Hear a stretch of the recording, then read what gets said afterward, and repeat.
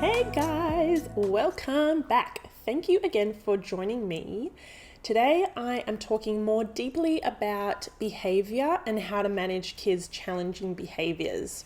So I've just recorded a video about how to manage meltdowns and tantrums from your kids, and I thought I need to go a bit deeper and tell you guys the ins and outs of looking at challenging or meltdown kind of behaviors and how we can tackle those and really give ourselves and our kids some strategies to manage those tough times, because they're really frustrating, they're really draining, they're very emotional, and there's heaps of things you can do to help your kids move through those stages or issues or situations faster and easier for everyone.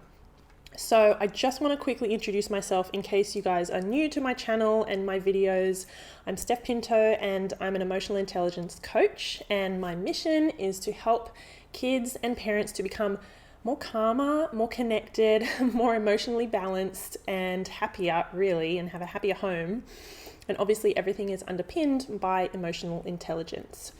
So a quick bit of background, for a bit over 10 years, I was a speech pathologist working with kids and families, and not just around their communication, but around managing emotions and challenging behaviors. So I'm also trained in positive behavior support, which a lot of this stuff really is the foundation of it. So let's get straight into it. Firstly, what I do is when I meet with families or with parents, or people ask me questions online and they've got issues with kids melting down and having behaviors, I can either go through this form with them, or I can, now I've been doing it for so long, I can just chat to them and ask them the questions and give them the strategies, because it's all in my head. But basically think of an ABC of behavior. So this is the ABC kind of approach has been used by lots of different people and clinicians and therapists and stuff like this. I learned it, as I said, back in the day when I was working as a therapist, actually at Autism Spectrum Australia, and I was trained in this positive behavior support approach. So this is where it came from. I want to reference it quickly. Super powerful approach and really good. You can use it with your own kids, or you can have someone like me come from outside and have a look at it with you, because sometimes an outside lens is a little bit more effective because you're in the situation and sometimes you miss cues and stuff like that. So the ABC of behavior, the A stands for antecedent. So that is basically what happens before the behavior. So really we have to look at, okay, if your child is melting down over something that went wrong in the morning and you were giving them breakfast. Okay, this happened to me. This is a good example. And I thought I will just tell this example because it's a really good scenario. We came into the kitchen. I was really all organized for my day. I had the cereal out and everything ready for my kids because I thought we've got to get going and I'll get everything ready and it will be happy days. So I got the breakfast out and my son came out, and he's 5.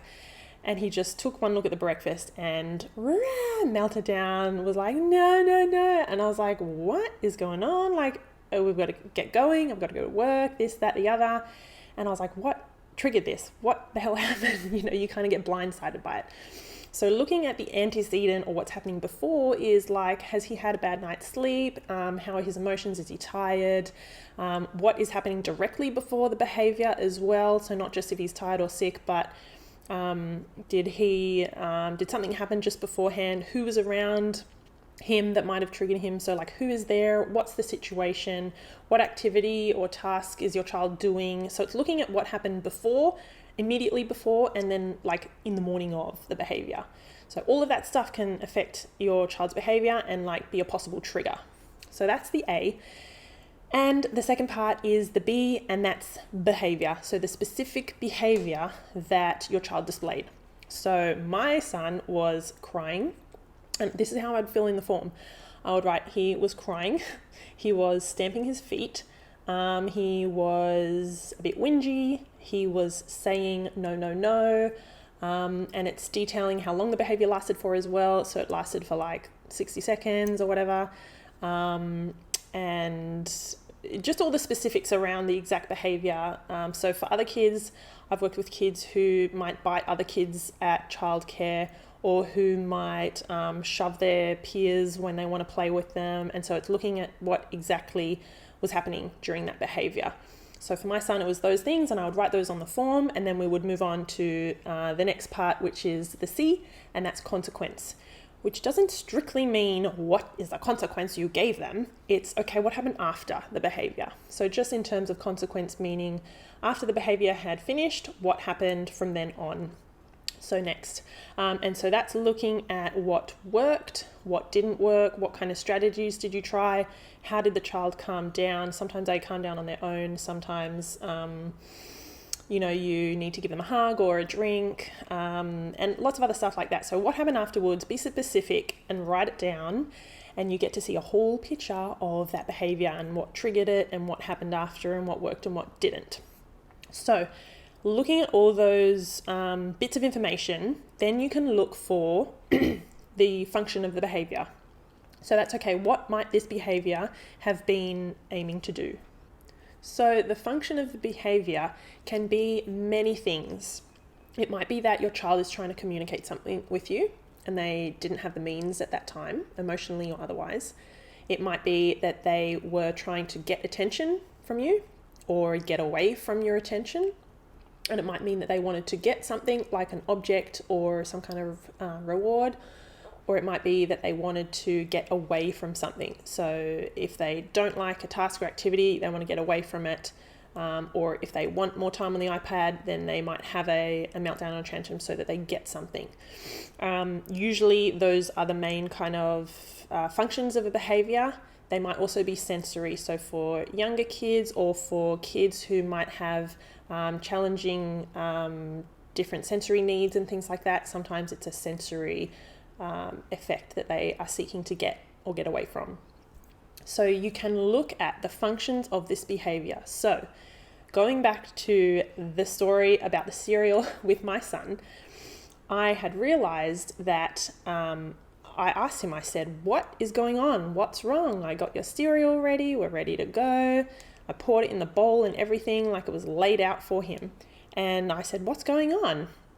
And he said, after some sobs and tears, he said, it's the wrong bowl.